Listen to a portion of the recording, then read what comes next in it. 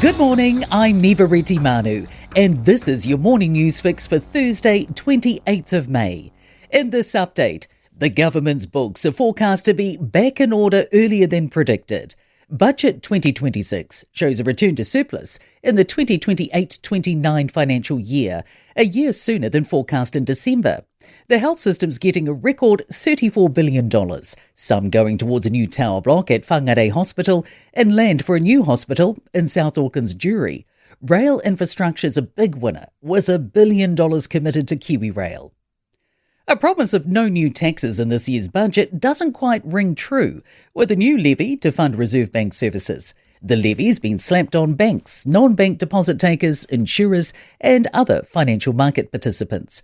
The government expects it will recover about $209 million over the next 4 years.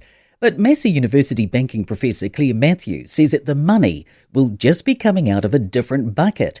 She says anything the banks have to pay becomes part of their costs and therefore is incorporated into charges to customers. Dame Linda Top has blasted the government's budget priorities during a speech at the Aotearoa Music Awards. Dame Linda, who lost her twin sister Dame Jules earlier this week, was visibly emotional as she addressed Arts and Culture Minister Paul Goldsmith. She says that the government needs to show they care about artists. Dame Linda says we need a government that says the arts is more important than a defence budget. Defence was allocated $4.29 billion in the budget.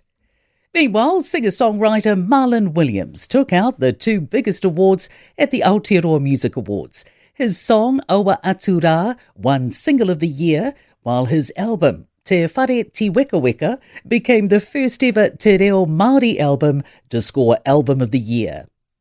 The Transport Accident Investigation Commission hasn't made any recommendations after the grounding of inter-islanders Aratere and Picton in 2024. It's found crews were not properly trained in the ferry's new steering system and had expected the ship to make a 3-degree right turn. The ship's autopilot instead turned 34 degrees towards shore.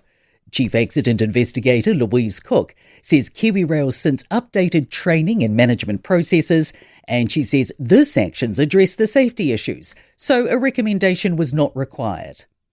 One of Auckland CBD's longest surviving restaurants is making a final plea to be saved. The Mexican Cafe on Victoria Street West is urgently seeking a buyer after 43 years in business. Owner Bruce Glover says the diners suffered through years of disruption caused by the City Rail Link construction and now risks folding just before the project opens later this year. In sport, an extraordinary exit at the French Tennis Open. Men's top seed Yannick Sinner has been beaten by world number 56 Juan Manuel Cerundolo across 5 sets in searing heat. New Zealand have forced Ireland to follow on the second day of their maiden cricket test at Belfast. Player agent Bruce Sharrock has sounded a warning over the diminishing value of the All Blacks jersey as rugby grapples with an increasingly tough market.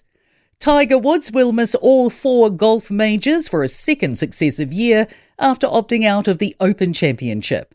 I'm Nivareti Manu and that's your latest news fix. We'll be back with the next update at midday from the Newstalk ZB newsroom.